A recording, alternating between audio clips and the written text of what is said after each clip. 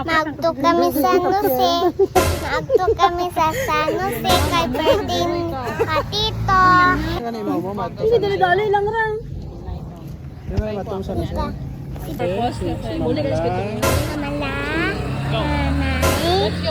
Kaya yan.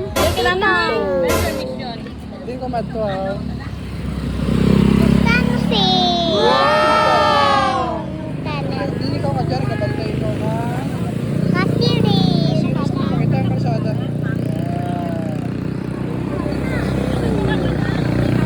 Nakita siya, kita yan.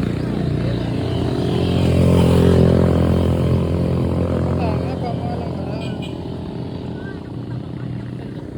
2 hours later. Nagyayaya ang ngiti, di na nga mapakali. Halika na, tara na, doon na nga ang punta. Labas lahat ng ngipin, sumasayaw sa tuwa. Ganyan ang feeling, dito tayo, sa Nida ang bata. Sa Jollibee na tayo, tulog mas masaya. Sa Jollibee na tayo, wala nang iba. Sa Jollibee,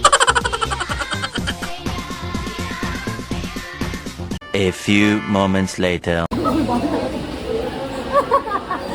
Nakita mo ba?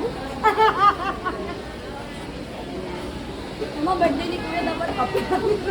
Hindi ka man ko. Ano pa ito na? Dapat pag tawag ko kaya ate, ano ko rin, nag-music ko. Nag-umaya mo.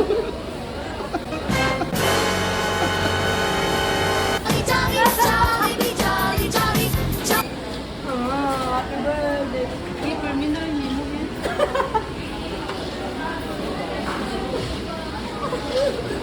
Mama, hindi ko nag-mama.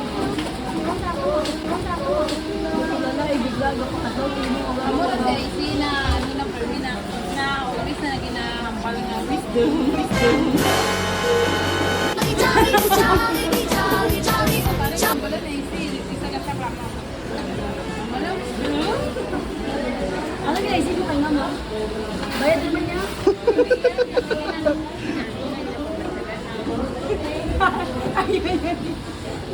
Paano ngayon daw ka nag-tissue pa? Basta gusto lang na gani ang makuha niya na.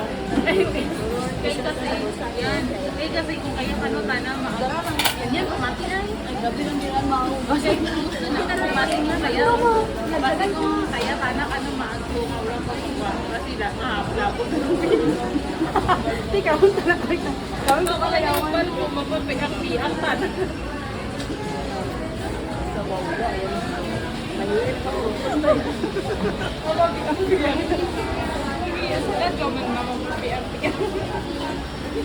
Tapos makabalik ko na, bigyan ko na yun. Tagos yan yan.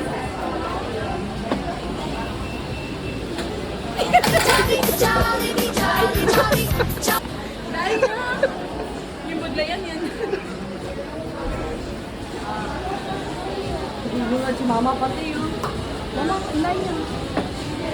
Hindi rin ka mo, makaon. Ano rin yan, di pati ikaw niya. Ay, basta ka pa. It was at this moment that he knew. He fucked up.